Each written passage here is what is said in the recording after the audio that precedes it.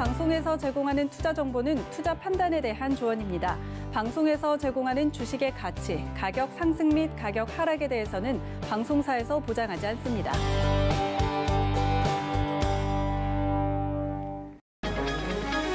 이 시각 헤드라인 뉴스입니다. 조 바이든 미국 행정부가 다음 주로 예정된 미중 고위급 회담에서 중국 지도부의 행동에 대해 우려되는 문제들을 주저하지 않고 제기하겠다고 밝혔습니다. 반면 공통의 이익을 찾아야 한다고 강조하는 등 유화 제스처를 중국은 보냈습니다. 인플레이션 공포에 휩싸였던 금융시장이 안정되면서 원달러 환율이 1,130원대로 내려왔습니다. 미 국채금리 상승세가 일단 진정됐지만 경기 회복 낙관론 속 인플레이션 우려감이 지속되고 있어 단기적으로 달러화 강세 흐름이 전환되긴 어려울 것이라는 전망이 나옵니다. 비트코인 가격이 6,600만 원을 돌파하면서 역대 최고가를 경신했습니다. 1조 9천억 달러 규모의 미국 경기 부양안에 대해 인플레이션 우려가 나오는 가운데 대한투자처로 비트코인이 부각되고 있다는 해석이 나옵니다. 쿠팡이 미국 증시에 성공적으로 상장한 가운데 경쟁업체인 마켓컬리도 연내 증시 상장 추진 계획을 밝혔습니다. 마켓컬리 관계자는 미국 증시로 한정하지는 않았다면서 한국과 미국 시장 모두 가능성을 열어두고 검토 중이라고 설명했습니다. 네, 시청자 여러분 안녕하십니까? 오늘장 내일장 출발합니다. 한수정입니다. 오늘은 우리 시장에 대해서 좀 웃으면서 이야기할 거리들이 많은 것 같습니다. 전일 바이든 대통령이 예상보다 빠르게 경기 부양책에 서명을 하게 되면서 그동안 조정을 받았었던 기술주들의 상승세 나타나면서 나스닥 지수뿐만 아니라 3대 지수 모두 상승 마감을 하게 됐었죠. 그런 흐름을 이어받아서 오늘 우리 시장도 어제에 이어서 빨간불 켜고 있고요. 흐름도 굉장히 좋습니다. 1.37%, 1.72% 양시장 각각 상승 중이고요. 시청자분들의 계좌도 열심히 복구 중일 것 같아요. 그리고 오전장에 좀 살펴보면 어제 쿠팡이 상장하게 되면서 오전주들의 관련주들의 움직임이 좀 화려했습니다. 이와 관련된 종목들도 하나씩 짚어봐야 될 것 같습니다. 저희 전화번호 0231-3111 또는 161-2번으로 전화 주시거나 100원의 정보 이용료 부과되는 샵 0082번 문자 창구 열려 있습니다. 이쪽으로 지금부터 보내주시면요. 저희가 잠시 후에 종목 상담 도와드리니까요. 지금부터 미리미리 보내주시기 바라겠습니다. 또 금일본 방송에서 제공해드리는 정보는 투자 판단에 대한 조언입니다. 해당 종목의 가치와 수익률 보장해드리지 않는다는 점 참고하시기 바라겠습니다. 자, 그럼 오늘장 이슈부터 알아봐야겠죠. 샘플러스 허반석 전문위원과 함께합니다. 안녕하세요. 안녕하세요. 네. 계속해서 이제 국채 금리 상승에 따라서 시장의 변동성이 좀 큰 요즘이었었는데요. 기술주들이 조금 부진했었죠. 그런데 이제 테슬라가 다시 반등을 하게 되면서 어제 우리 시장에서도 2차 전지 관련주들의 흐름이 상당히 좋았습니다. 배터리 관련 소식들 그리고 향후 전망 어떤지 좀 짚어주시죠. 네, 지금 기술주 반등에 대해서 말씀을 주셨는데요. 미국에서 지난 12월 21일경에 미니 부양책이 통과될 때와 매우 흡사한 흐름들이 나오고 있습니다. 시장에 자금이 풀렸을 때에 정부의 지원금이 현금으로 지급됐을 때에 특히 이 부분이 소비 시장으로 바로 흘러들어간다면 그렇게 가정을 해버린다면 인플레이션에 대한 우려를 다들 했었습니다. 그런데 한 번, 두 번 이렇게 거치다 보니까 그 자금의 흐름들이 결국엔 자산 시장으로 가더라. 그래서 12월 21일경에 코스피 코스닥 그리고 미국의 지수들도 그리고 비트코인 시세도 마찬가지로 함께 동반 상승해주는 모습들, 흐름들이 나온 적이 있거든요.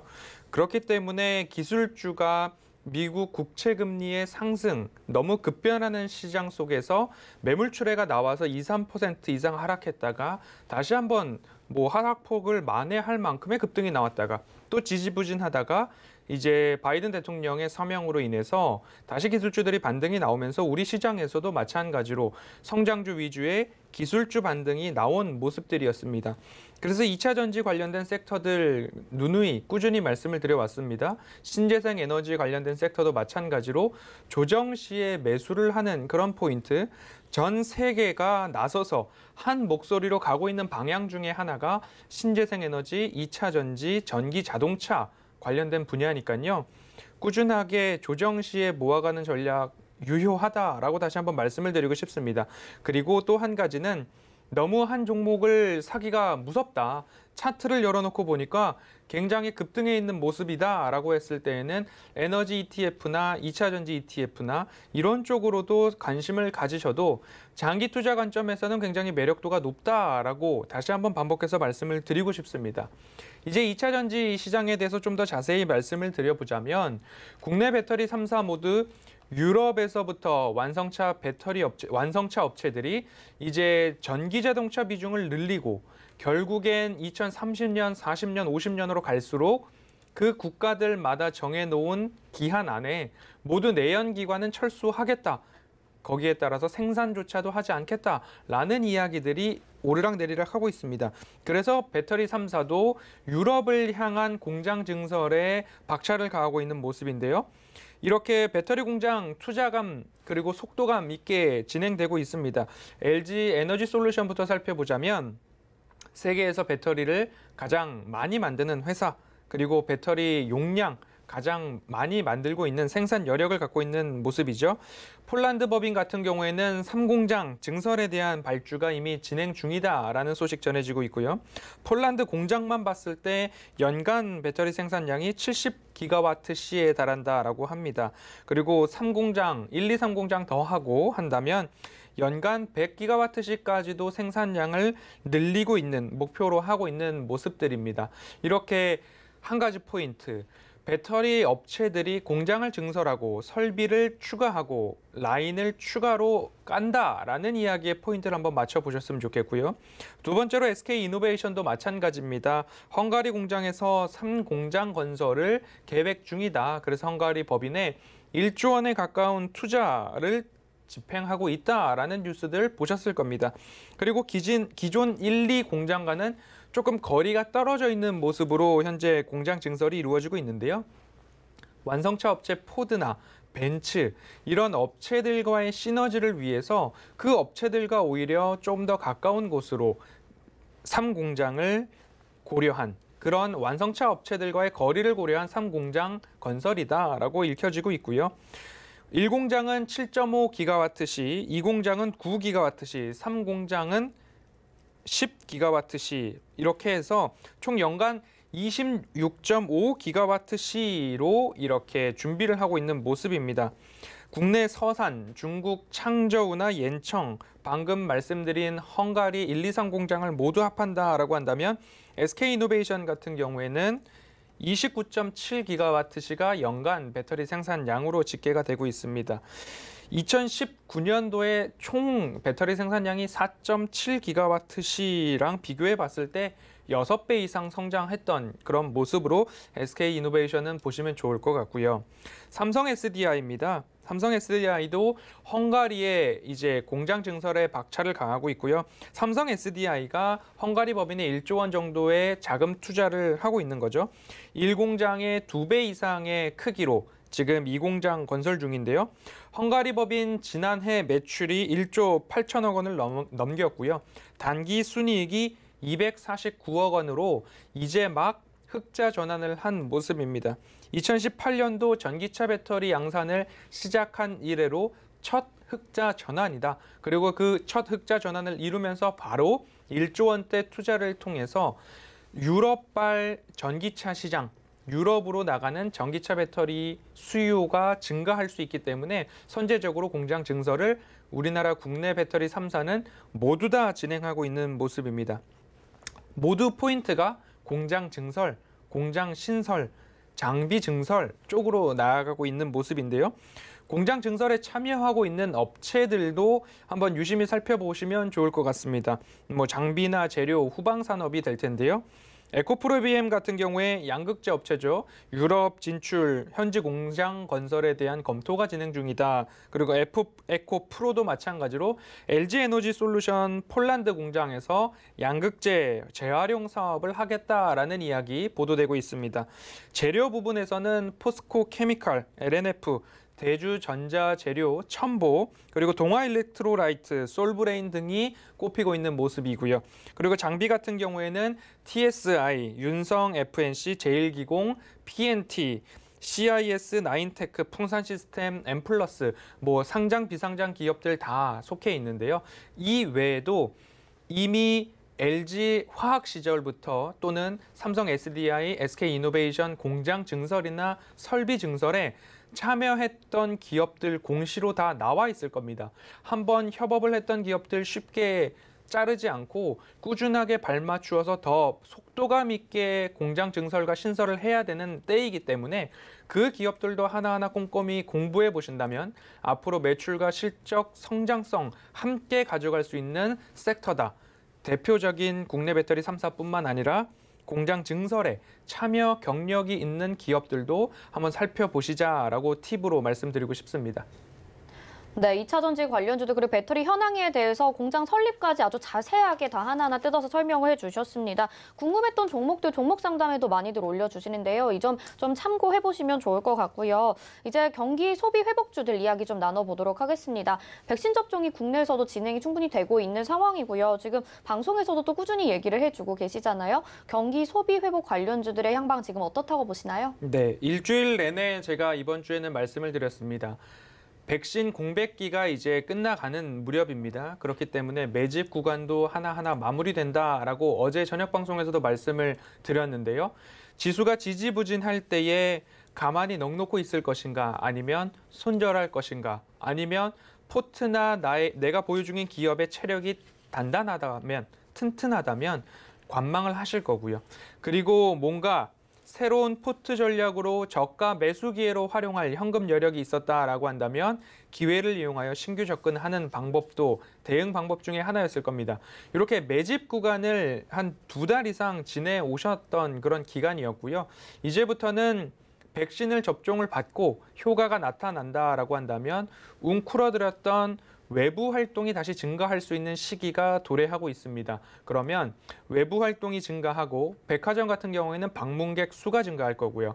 음식료나 외식 업종에서도 방문객 수가 증가하면 매출과 영업이익 당연히 이어질 것으로 전망이 되고 있습니다. 그렇기 때문에 유통업 그리고 음식료 섹터에서 포스트 코로나 시대에 챙겨보아야 할 섹터로 저는 음식료와 유통을 꼽고 있는 모습이고요.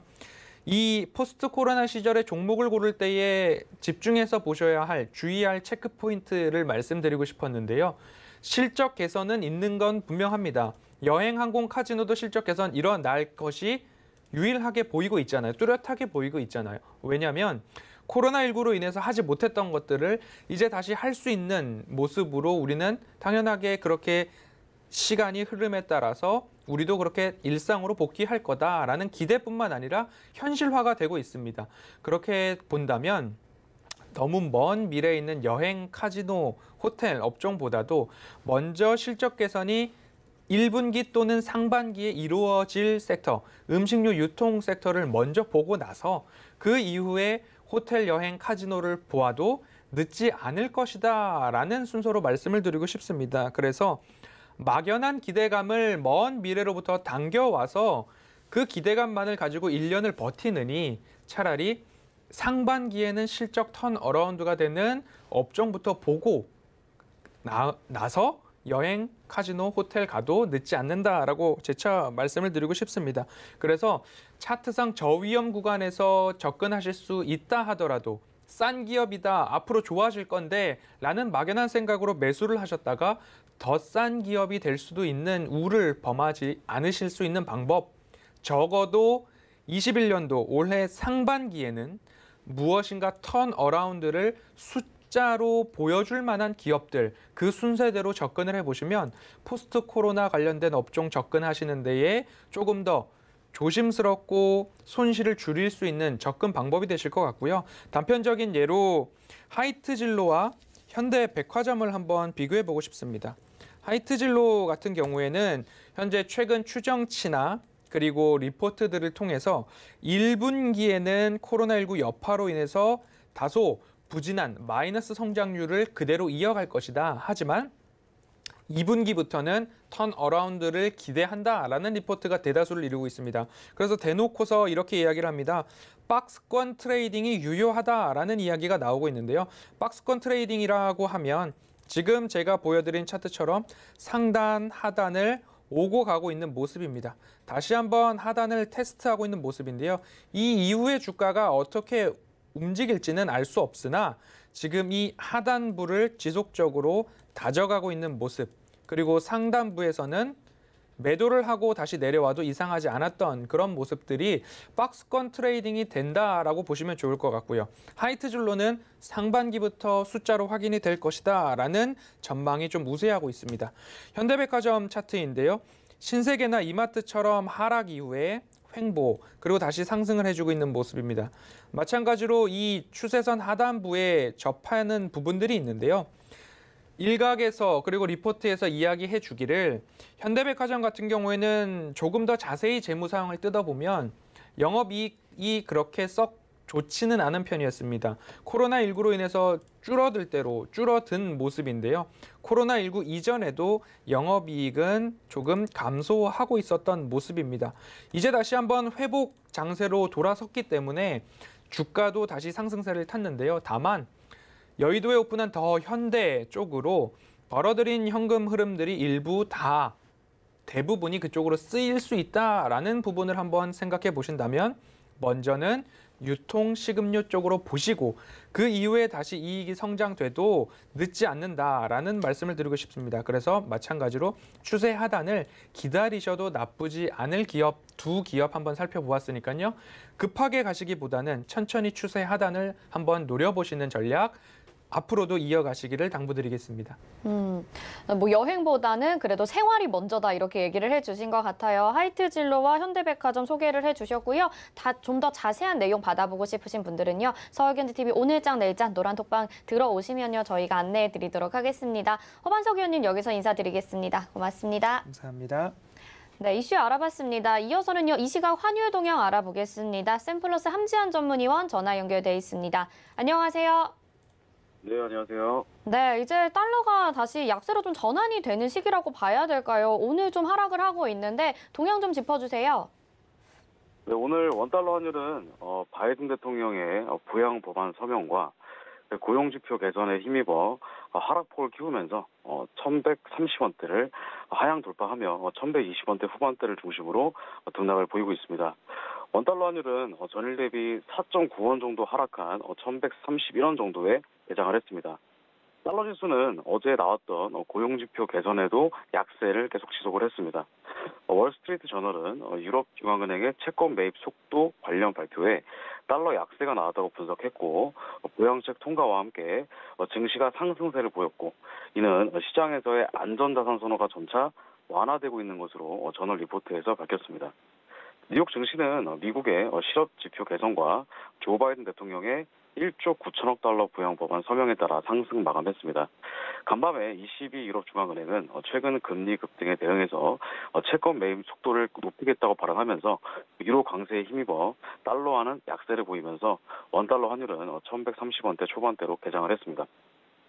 미국의 경기 부양책 관련 입법 마무리가 다 진행이 됐고 바이든 대통령도 법안 서명을 완료시켰습니다. 어제 미국의 신규 실업 수상 청구 건수는 전주 대비 4만 명 정도 하회하며 지난주에 이어서 고용 안정세를 이어나갔습니다. 미국의 1월 채용 공고는 신규 고용 또한 예상치 대비 모두 상회했던 모습이었습니다. 현재 부양책은 유동성 유입에 매우 우호적인 영향을 끼치고 있습니다. 3월 말까지 1,400달러의 현금 지급이 이루어질 예정이라서 이달 말에 약 1,250억 달러 규모의 신규 자금이 시장에 유입이 될 수도 있습니다. 유럽 중앙은행 ECB 유럽 중앙은행은 금리 상승을 고려한 자산 매입 속도에 다시 한번 박차를 가하고 있다 이렇게 볼 수가 있겠습니다. 현재 기준 금리는 현 수준을 동결하면서 자산 매입량 또한 기존 스탠스를 유지했습니다. PEPP 매입은 상당히 더 빠른 속도로 이루어질 것이라 언급을 하며 금리 상승에 대응을 하겠다는 의지를 밝혔습니다. 그리고 연준의 금리 인상 용인 기조와 달리 유럽 중앙은행의 금리 인상에 대한 적극적인 대응을 시장에서는 우호적으로 평가했습니다. 현재 금 가격은 굉장히 약세를 보이고 있는데 금리가 인플레이션보다 빠른 속도로 상승한 것에 기인을 보이고 있습니다. 금리는 상승 압력이 이어질 것이며 FOMC 이후에 현재 기조가 유지된다고 한다면 금값은 지속적으로 하락이 나올 가능성이 높습니다. 달러 또한 상대적으로 강한 흐름 그리고 달러의 리플레이션 기대감에 금 같은 경우에는 매력적인 게 굉장히 좀 많이 떨어졌습니다. 현재 상황으로 볼 때 글로벌 성장으로 인해서 위험 자산으로의 순환이 이어지며 단기적으로 금값은 하락할 것으로 예상됩니다. 금값이 떨어지게 되면 자연스럽게 나스닥과 같은 주가 지수에 많이 상승이 나올 것으로 예상이 됩니다. 다만 상반기 이후에 부양책 효과가 드러나면서 인플레이션 압력에 다시 상승하는 모습일 것으로 전망됩니다. 금 같은 경우는 온스당 1,600달러 근방에서 지지된 이후에 인플레이션과 함께 재상승할 것으로 예상됩니다. 유로 환율은 1.2달러 정도를 회복을 했습니다. 그래서 부양 기대로 이어지면서 우호적으로 작용했습니다. 기존의 ECB 완화적인 스탠스를 유지하면서 연준과 비교해서 대체적으로 시장이 원하는 대처를 했다고 판단이 됩니다. 아까 말씀드렸던 유럽 중앙은행의 채권 매입 속도 증가는 당분간 부양 기대로 이어지면서 유로화에 우호적으로 작용할 것으로 보입니다. 이는 달러가 전반적으로 약세를 보일 것이라고 이제 반증이 나오는 것입니다. 장중에 미국의 국채금리는 1.483까지 하락을 했습니다. 이후에 재반등하면서 1.53선을 다시 회복했지만 일정 부분 다시 떨어질 것으로 예상됩니다. 그리고 이제 양호한 고용지표에 따라서 상승 출발했습니다. 그래서 30년물 국채 입찰이 평균치 대비 소폭 하회하며 상승세를 보였습니다. 미국의 30년 국채 입찰은 여전히 채권 수요가 부진함을 의미하지만 시장의 우려보다는 나쁘지 않았다는 점이 추가적인 금리의 상승을 제한했습니다. 한편 원달러 환율은 1,140원대까지 상승한 데 따른 피로감과 국내 증시 반등에 따른 하락세를 보이며 하락폭을 키워나갔습니다. 영내 참가자들도 미국의 채권 금리 상승에 따른 롱포지션을 청산하면서 하락을 부추기고 있습니다. 오전에 있었던 대우조선은 해양에 1조 1천억 원 규모의 원유 운반선 10척의 수주 소식 또한 원달러 환율의 하락에 일조했습니다. 다만 1,130원대 주반을 중심으로 수입 업체의 결제 수요 또한 나타남에 따라서 1,120원대 후반대를 중심으로 추가 하락은 제한될 것으로 여겨집니다. 그래서 재차 1,130원대로 소폭 반등을 시도할 것으로 전망이 됩니다. 오늘 코스피 지수는 3,040대를 중심으로 소폭 상승한 이후에 상단이 약간 제한된 흐름을 보이고 있습니다. 외국인 투자자들은 코스피에서 1,578억 정도 순매수를 보이고 있고 코스닥에서는 327억 정도 순매수를 보이고 있습니다. 오후에 원달러 환율은 1,120원대 후반대를 중심으로 나타나는 결제 수요의 하단 지지력 확인 이후에 1,130원대 초반대를 중심으로 추가 방향성이 나타날 것으로 예상됩니다. 시장의 급등락에 따른 피로도에 의해서 장중의 변동폭은 제한될 가능성이 높아질 것으로 보여지나 국내 증시와 그리고 미국 지수 선물 등의 상승폭 제한에 따른 반등 요인 또한 작용할 것으로 보임에 따라서 추가 반등 가능성 또한 열어둬야 할 것으로 보입니다. 네, 시장이 좀 긍정적인 요소들이 많이 있었던 것 같아요. 경기 부양책도 그렇고 ECB에서 이제 적극적으로 금리 상승에 대해서 좀 대응책을 마련하겠다라고 언급을 해준 것 같습니다. 앞으로의 방향도 좀 생각을 해봐야 될 것 같아요. 오늘 말씀 여기까지 듣겠습니다. 고맙습니다. 감사합니다. 네, 이 시각 환율의 함지한 전문위원이었습니다. 이어서는요, 이 시각에 어떤 종목과 섹터가 주목받고 있는지 알아보겠습니다. 이 시각 종목 핫3 이용석 캐스터가 전해드립니다. 안녕하세요. 이 시각 종목 핫3 이용석입니다. 이 시각 시장에서는 어떤 종목과 섹터들이 주목받고 있는지 특징주 살펴보겠습니다. 오늘 준비한 종목은 흥국 F&B, ECS, 박세바이오입니다. 먼저 흥국 F&B입니다. 네, 현재 30% 상승해 4,485원의 상한가 기록하고 있습니다. 쿠팡이 뉴욕 증권거래소에 성공적으로 상장했다는 소식에 쿠팡의 음료 판매 사업을 하는 흥국 F&B 상한가까지 급등을 했습니다. 52주 신고가도 새로 썼습니다. 흥국 F&B뿐만 아니라 쿠팡 관련주로 엮인 종목들은 대부분 상승을 하고 있는데요. 쿠팡은 상장 첫날 공모가인 35달러 대비해서 41% 증가하면서 장을 마감했는데요. 시가총액은 종가 기준으로 886억 5천만 달러, 우리 돈 약 100조 4천억 원을 기록을 했습니다. 흥국 F&B는 청량음료와 영양식품, 과즙음료 등을 제조 판매하는 회사입니다. 쿠팡 내 간편식품 공급사로 알려져서 쿠팡 이슈에 따라 주가가 움직이고 있습니다. 흥국 F&B 살펴봤고요. 다음은 ECS입니다. ECS 현재 28.46% 상승한 6,500원에 거래되고 있습니다. ECS 강세 보입니다. 신선식품 배달 전문업체 마켓컬리가 또 미국 나스닥에 진출한다는 소식이 들리면서 배달의 민족 그리고 마켓컬리 등의 서비스 콜센터를 구축한 ECS에 관심이 집중되고 있습니다. 미국 월스트리트 저널 등 외신들은 마켓컬리도 나스닥 상장을 검토하고 있다고 보도를 했는데요. 이에 관련주들 일제히 급등세에 나타냅니다. 쿠팡 IPO 이후에 5배가량 몸집을 불린 동방 등의 관련주들처럼 ECS에도 마켓컬리의 수혜를 노리며 관심을 가지는 투자자들의 관심이 집중되고 있습니다. 네, 마켓컬리 관련해서 상승하는 ECS 살펴봤고요. 자, 마지막은 박셀바이오입니다. 네, 박셀바이오 현재 10.02% 상승한 103,200원에 거래되고 있습니다. 박셀바이오가 최근 세포 배양 특허를 취득했다는 소식에 강세 보이고 있습니다. 기관의 매수세가 3거래일 연속 들어오고 있습니다. 박셀바이오는 지난 8일 OX401을 발현하는 배양 보조 세포와 이를 이용한 자연 살해 세포 배양 방법과 관련해서 특허를 취득했다고 밝혔는데요. 회사 측은 이번 발명이 일반적인 방법과 비교했을 때 높은 수준의 순도와 증폭률로 자연 살해 세포를 증식시킬 수 있다면서 다양한 면역 세포 치료 분야에서 획기적으로 치료 효능을 증진시킬 수 있을 것이라고 설명을 했습니다. 이와 함께 이번에 등록된 지적 재산권을 바탕으로 향후 상업화에서 요구되는 대용량 생산 기반 기술을 확보하고자 한다고 덧붙이기도 했습니다. 네, 오랜만에 급등세 보이는 바이오주 박셀바이오까지 살펴봤습니다. 지금까지 이 시각 주목 핫스리였습니다.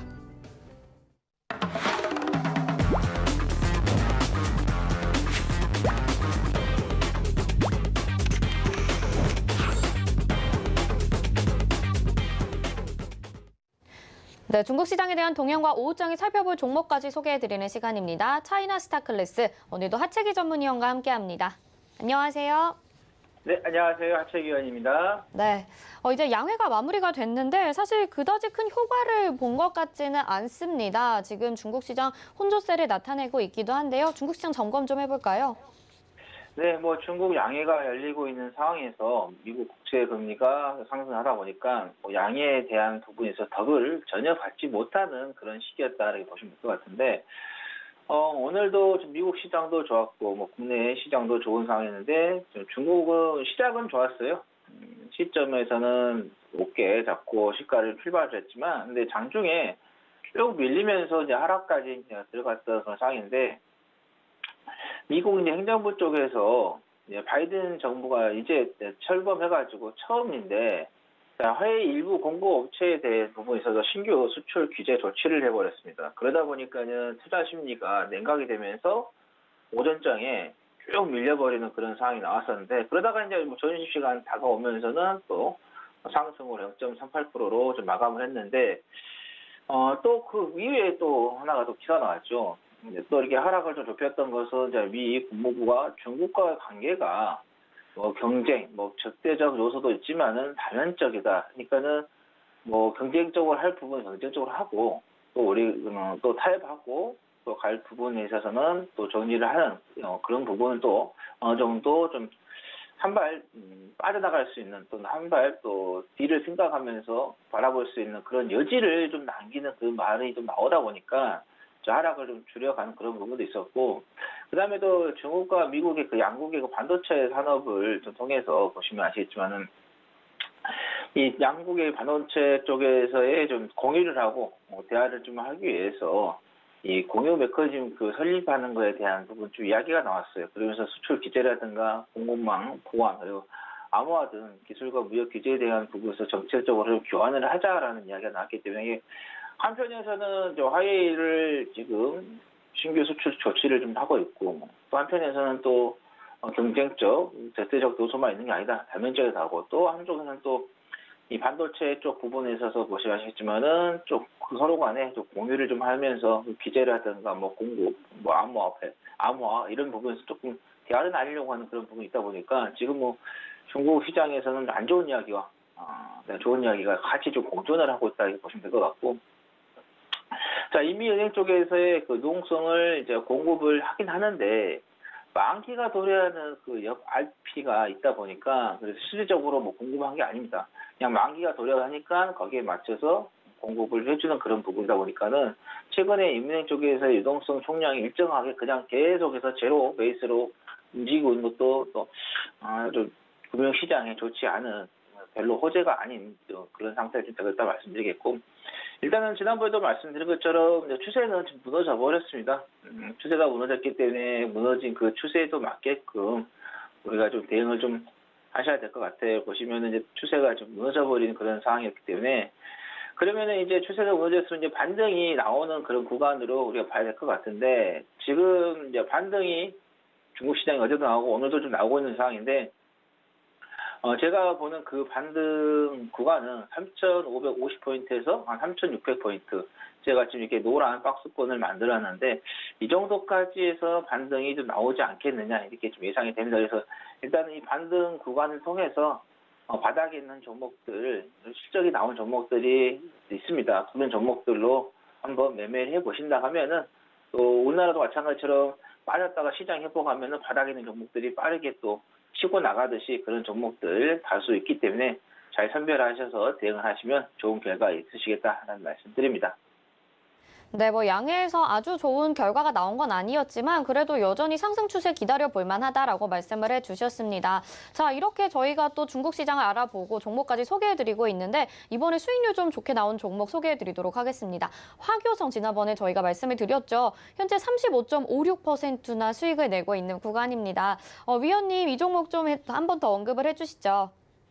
네, 제가 여러분들께 이제 이 하교성을 좀 말씀을 드렸을 때, 그때 여행에 대한 부분에서 우리가 좀 관심을 가져보자는 말씀 드렸었습니다.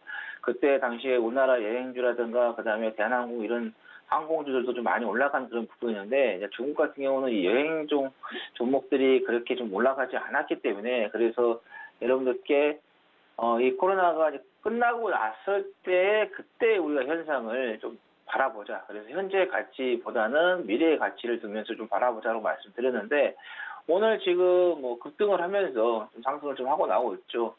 제가 여러분들께 8.70 위안을 목표가를 말씀드렸는데, 그것을 더 뛰어넘으면서 지금 올라가고 있는 그런 상황이고, 지금 중국 정부 쪽에서도 백신 여권 도입에 대한 이야기가 지금 나오고 있는 그런 부분이고, 또 유럽 국가들도 백신 여권 도입에 대한 부분에서도 긍정적으로 좀 돌아서고 있는 그런 부분입니다. 특히 독일 같은 경우는 조금 회의적이었지만 독일이 이제 긍정적으로 돌아서면서 국내 시장도 마찬가지고요. 미국도 백신 여권 쪽으로 가는 그런 부분이 됐기 때문에, 그렇게 되면은 조만간에 이 글로벌 쪽의 왕래가 좀 이루어질 수 있는 그런 부분이 되겠다는 말씀드리겠고, 지금 보시면 이제 거래량이 지금 터지면서 움직이고 있는 그런 부분이다 보니까 이렇게 되면은 시세가 조금 더 나올 수 있을 것 같다는 말씀드리면서, 목표가를 재작년이죠.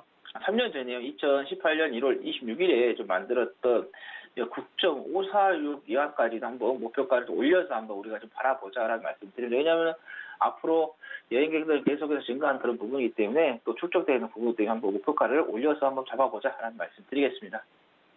네, 화교성 소개해 주셨고요. 거기에 또 수익률까지 더 챙겨가 볼 수 있다라고 말씀을 드렸으니까요. 잘 깊이 있게 보시면 좋을 것 같습니다. 그리고 오늘 오후장에 또 볼 종목도 소개를 해드려야겠죠. 오늘은 어떤 종목 보면 좋을까요? 네, 오늘 이번에도 관광 관련된, 여행 관련된 종목을 좀 말씀드리도록 하겠습니다. 카이사 관광이라고 해서요. 코드번호 000796이 됐고, 심천 A주가 되겠는데요. 자, 이 종목 같은 경우는 이제 하이난 항공 그룹, 아마 여러분들께서 들어보셨을 거예요.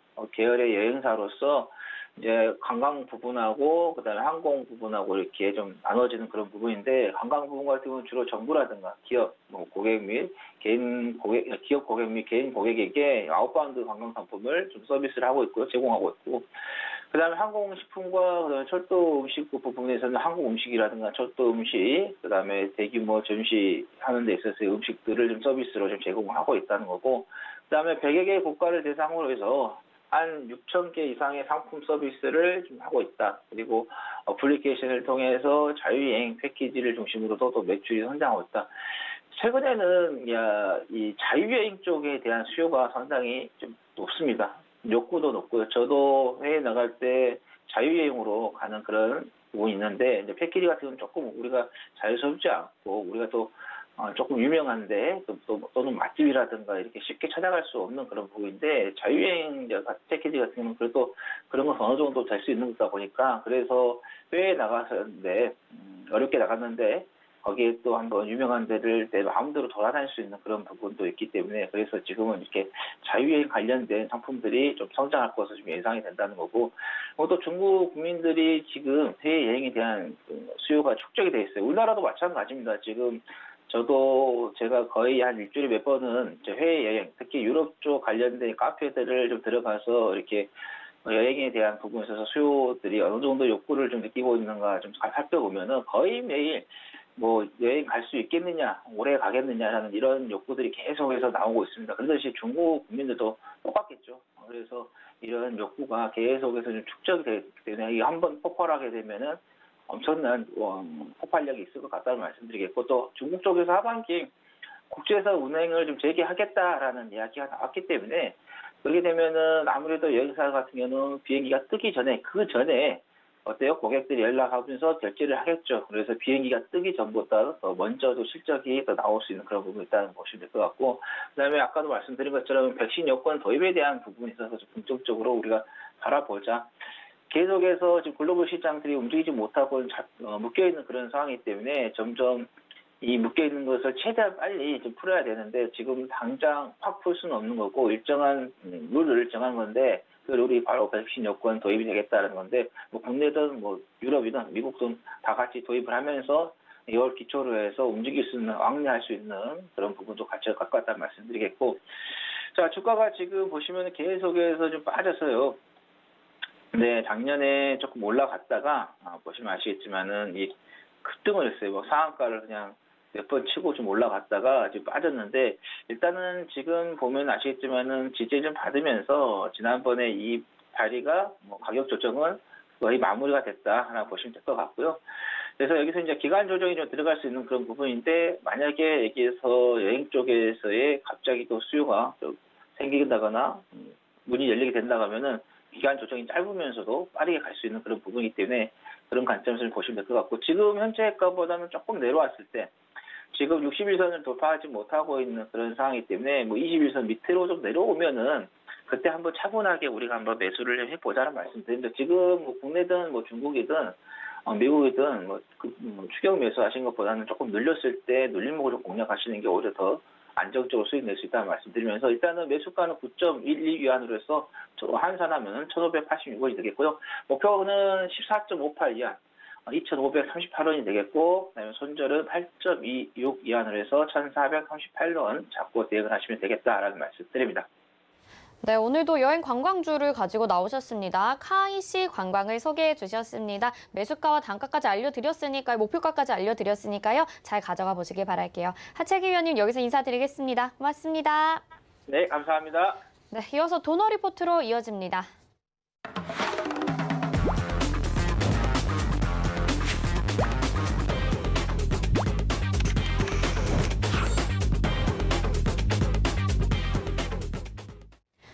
네, 돈 걱정 없는 포트폴리오 만들어 드립니다. 도너 리포트, 오늘 샘플러스 이주연 전문위원님과 함께합니다. 안녕하세요. 네, 안녕하세요. 네, 오늘도 운영 원칙 먼저 만나보겠습니다. 도너 리포트 운영 원칙입니다. 일주일에 2종목만 공개 변경하고요. 종목 공개 요일은 매주 월요일과 또 게릴라성으로 한 요일에 공개됩니다. 종목 공개 시 방송에서 2종목을 소개해드리고요. 그중에서 편입될 종목은 방송 끝나고 3시에 서울경제TV 오늘장 내일장 노란톡방에서 공개합니다. 노란톡 검색창에 서울경제TV 오늘장 내일장 검색하시고 입장하시면 되겠습니다. 네, 지금까지 누적 수익률 확인해 보겠습니다. 총 누적 수익률 355.5% 기록하고 있습니다. 러셀이 12.7%, 로브스타 26.4% 기록한 거 알고 계시죠? 다음 보시겠습니다. 다음 종목들, 최근의 종목들입니다. 덱스터가 포트 제외되면서 15.9%나 수익을 내줬었고요. 오스템도 포트 제외됐는데 0.9%로 포트 제외됐고, 네이버가 빠른 시간 안에 17.7% 목표가 달성을 했습니다. SNK도 15.2% 수익을 가져다 줬었죠. 네, 다음 종목들 세우글로벌, 광전자, 대유에이텍은 손절가 터치한 종목들이고요. 다음 현재 포트 보겠습니다. 현재 포트 총 4종목 담겨 있죠. 메디포스트, IHQ, TS인베스트먼트, 엠브레인 이렇게 담겨 있고요. IHQ 4.1%, 엠브레인이 5.4% 올라가고요. TS인베스트먼트도 이제 보합권입니다. 네, 이제 뭐 종목들도 많이 회복을 한 것 같아요. 메디포스트도 많이 좀 상승을 해줬으면 좋겠는데요. 한 종목씩 좀 차분하게 AS 부탁드릴게요. 네, 시장이 오늘 뭐 또 강하게 상승 흐름이 잘 나와주고 있고, 3,100포인트, 살짝 아래에, 한 중심 가격대가 있습니다. 요번에 이제 2월 16일부터 조정이 나온 폭의 한 중심 가격이 3,055포인트인데요. 지금 요 구간을 돌파하고 있기 때문에 그 상단의 저항 구간인 3085에서 3100포인트 이 저항대까지는 상승 흐름이 나올 수 있겠다 이렇게 보는 게 맞는 것 같은데 일단 보시면 1월부터 이제 만들어진 이 하락 트렌드의 고점 저항 구간에 지금 현재 위치해 있기 때문에 이 저항 라인 돌파하고 안착하는 흐름 그리고 추가적인 상승 흐름까지 나와주는지 여부를 좀 지켜볼 필요가 있겠다는 생각이 들고요. 박스권 상단까지는 좀 무난하게 할 수 있는 그런 흐름이 이어지지 않겠나라는 생각이 듭니다. 그동안 시장을 좀 짓눌렀던 그 국채 금리 관련된 이슈가 조금 사그라들고 있는 부분이기 때문에 국채 금리는 뭐 지속적으로 상승하겠지만 속도가 빠르지 않다고 하면 증시에 그렇게 크게 영향을 미치진 않을 것으로 예상이 되니까 참고하시고 보시면 좋을 것 같고 다음 주 뭐 갭 상승 출발해서 좀 시장이 강하게 움직여준다면 도노 리포트에 있는 종목들도 목표가 달성할 가능성이 좀 상당히 높겠다 이렇게 보여집니다. 자, 그럼 오늘 첫 번째 종목 메디포스트부터 말씀드릴 텐데 뭐 크게 지금 뭐 강하게 상승을 하거나 그런 부분은 없습니다. 많이 밀려 내려와 있고 저점 구간에 지금 위치해 있는 상황에서 추세 돌림을 만들기 위해서 이제 올라오는 상황인데요. 아마 좀 더 기간을 가져가지 싶습니다. 한 35,000원 정도 부근에서 단기 이평선인 5일선과 11선 그리고 21선 수렴해놓고 방향을 또 위로 잡아준다면 좀 강하게 올라가는 흐름이 만들어질 것 같으니까 이대로 보유 관점 말씀드리겠고요. 자, IHQ 어저께 5일선 돌파하면서 괜찮은 흐름이 나왔는데 오늘 거래량을 확연히 줄이면서 지금 눌림을 만들어주고 있어요. 이 5일선 이탈하지 않는 그림이 오늘 종가까지 이어진다고 하면 다음 주쯤 그러니까 월요일이죠. 월요일부터 시세가 좀 강하게 한번 튀어줄 수 있겠다 이런 생각이 드니까 시가 상승 출발 월요일날 좀 나와준다고 하면 좀 굉장히 큰 폭의 상승도 노려볼 수 있을 것 같습니다. 현재 이제 단기적인 요 추세 저항 고점권에 있는 부분이기 때문에 그리고 최근에 이제 저점부터 이렇게 이제 만들어진 부분을 보면 이렇게 수렴을 하고 있죠. 그래서 방향 위로 잡아주게 되면 추가적인 상승 흐름이 만들어질 가능성이 높다 이렇게 생각을 하시면 좋을 것 같습니다. 자, 그리고 TS 인베스트먼트인데 오늘 좀 강하게 올라와줬어요. 어저께 이제 이야기 드렸던 단기 트렌드 저점 구간이다라고 말씀드렸는데 이 구간에서 이제 반등 흐름이 잘 나와줬고요. 역시나 주봉상 눌림 만들어지고 있는 위치인데 좀 꼬리가 긴 게 약간 아쉽습니다. 어쨌든 뭐 오늘 종가 조금 더 올라가면 좋을 것 같은데 이 정도 마무리하더라도 박스권 돌파할 가능성은 상당히 높아졌다라고 볼 수 있을 것 같고요. 역시 이것도 보시면 추세 저항 고점 부근에 이렇게 만들어져 있는 상황인데 이 저항 구간을 돌파하게 된다 하면 시세가 좀 강하게 위로 튀어질 수 있다. 목표가까지 갈 수 있다 이렇게 보여지니까 참고하시고요. 뭐 재료는 계속 말씀드리지만 그 크랩톤 상장 이슈입니다. 5월 되면 상장을 할 거니까 그렇다면 뭐 주가는 당연히 거기에 부응해 줄 거다 이렇게 생각이 들고요. 자, 그리고 이제 엠브레인인데요. 오늘도 뭐 서울 시장이라든지 윤석열 검찰총장 그리고 이재명 뭐 경기도지사 뭐 이런 분들 정치인 분들의 이제 인기도를 이렇게 조사를 하는 그런 지지율 조사 관련된 뉴스들이 많이 나오고 있는데 거기에 보시면 엠브레인이 꼭 끼어 있을 거예요. 한번 찾아보시면 재밌을 겁니다. 자, 엠브레인 지금 전고점 돌파를 하고 오늘 음봉으로 좀 눌리고 있는 상황인데 거래량이 좀 없죠. 이게 음봉으로 아랫꼬리가 좀 길게 달지 않으면 오늘도 여전히 매수 관점인데 어저께도 제가 이제 방송할 때는 음봉이었는데 매수 가능하다고 말씀드리고 나서 그냥 장마칠 때 보니까 양봉으로 변신을 해 있더라고요. 어찌됐든 지금 상승 트렌드 잘 이어서 올라가고 있는 중이니까 이대로 한번 보유 관점으로 가져가 보신다면 좋을 것 같습니다. 10,000원이 목표가인데요. 상황 봐서 목표가를 조금 더 상향할 수 있도록 이렇게 한번 해볼까 지금 고민 중입니다. 일단은 10,000원까지 목표가까지 순항해 주기를 기대해 봅시다. 네, 목표가 상향까지 기다리는 종목까지 있습니다. 자, 이렇게 현재 포트에 대한 AS 받아봤고요. 또 이번 주에 새로운 종목들 편입을 해야 됩니다. 오늘 또 소개를 해주시는 날인데 두 후보군 먼저 어떤 것들 가지고 나오셨나요? 네, 오늘 첫 번째 종목 여러 번 여러분들께 소개해드렸던 종목인데 굉장히 또 단기적인 관점으로 한번 포트에 넣었다가 손절이 짧게 나갔던 그런 종목입니다.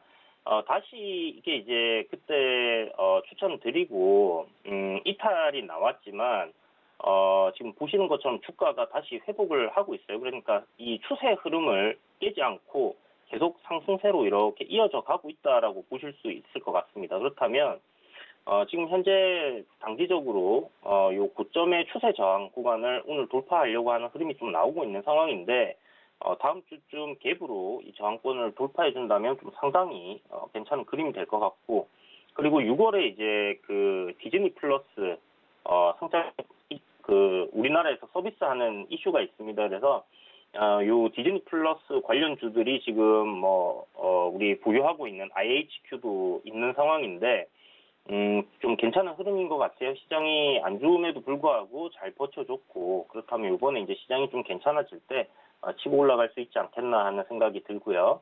미나리 지금 계속해서 관람객 수가 굉장히 크게 늘어나고 있는 상황이기 때문에 그 관련해서도 나중에 뉴스가 하나 정도 나올 수 있는 이슈가 충분히 될 수 있는 그런 모멘텀을 가지고 있는 종목이다. 그리고 전고점 저항대 부근을 지금 박스권으로 이렇게 횡보하는 흐름인데요.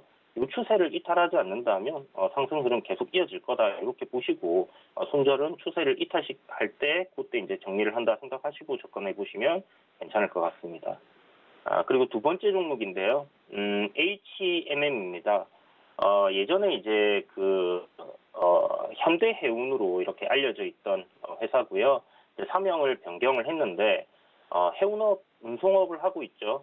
그래서 지금 작년부터 해서 해운 운임지수가 굉장히 좋아지고 있고, 그로 인해서 조선사들이 이제 수주가 계속 이어질 거다라고 제가 말씀드렸는데, 지금 얘기 드렸던 것처럼 굉장히 좋은 흐름을 이어가고 있어요.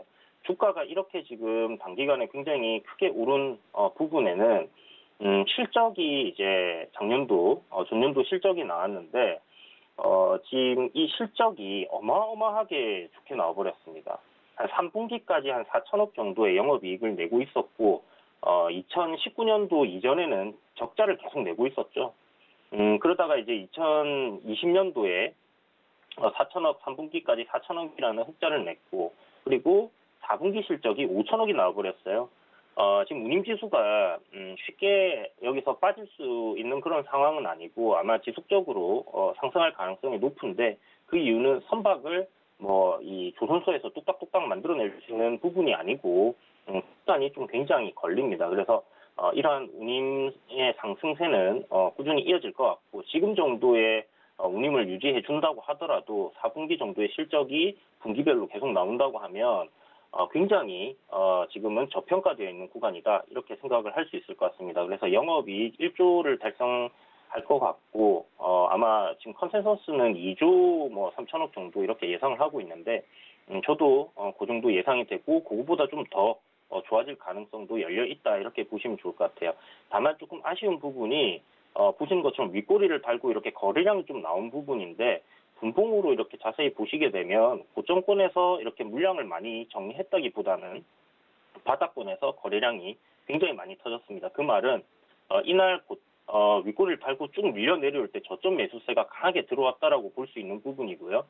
좀 전에 말씀드렸던 전년도 실적만 하더라도 지금 시가총액 7조는 저평가되어 있어요. 업사이드로 한 30%는 더 올라갈 수 있다라고 생각이 들고, 올해 컨센서스까지 생각한다면 더블도 가능한 상황입니다. 다만 단기간에 좀 강하게 상승했기 때문에 기간 조정이나 가격 조정을 조금 거칠 수 있다라는 부분, 그런 부분만 참고하시면 좋을 것 같고요. 손절가를 아예 없이 가져가고 싶은 종목이긴 한데, 그래도 손절가를 넣어야 되기 때문에 손절가는 일단 잡아뒀다 이렇게 생각하시고, 내릴 때마다 싸게 살 수 있는 최대한 싸게 여러분들이 사두시면 거의 무조건적으로 수익을 낼 수 있는 종목이지 않을까 이렇게 생각이 되기 때문에 참고하시면 좋을 것 같습니다. 네, HMM 같은 경우는 이미 많이 상승하지 않았나 싶었는데 여전히 저평가되어 있는 종목이라고 합니다. 자, SM라이프디자인 그리고 HMM 두 개 중에서 어떤 종목이 포트에 편입될지 궁금하신 분들은요. 서울경제TV 오늘장 내일장 노란톡방 입장하셔서요. 잠시 후 3시에 공개됩니다. 지금부터 바로 들어와 주시길 바랄게요. 이주연 의원님은 여기서 인사드리겠습니다. 고맙습니다. 네, 감사합니다. 네, 금일 본 방송에서 제공해드린 정보는 투자 판단에 대한 조언입니다. 해당 종목의 가치와 수익률 보장해드리지 않는다는 점 참고하시기 바라겠습니다. 잠시 후에 마감인방 60분의 승부에서는요, 여러분들 종목 고민 해결해드립니다. 허반석 전문위원님, 최충성 전문위원님이 함께해 주십니다. 네, 오늘장 내일장 저희가 준비한 소식은 여기까지입니다. 시청해주신 여러분 고맙습니다.